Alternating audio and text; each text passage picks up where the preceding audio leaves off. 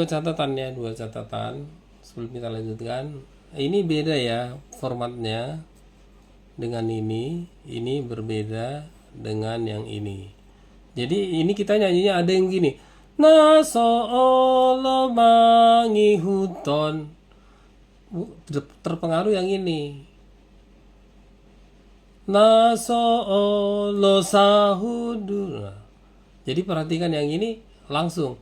Naso olo mangi huton. Nah, sebaiknya ini Naso olo sahudulan. Nah, terus yang ini pasti nih kita nyanyikan, bukan pasti lah ya. Kebanyakan kita nyanyikan mi fa sol sol fa mi re karena enak, dia naik mi fa sol baru turun sol fa mi re. Jadi suka nada ini kita nyanyikan fa. Tahini naja tahini, mestinya dia tetap di mi.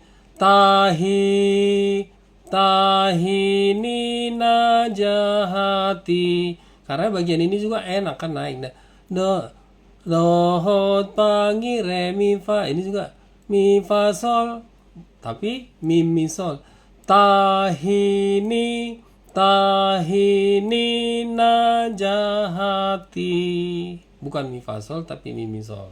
Oke, kita lanjutkan aja ke ayat 2.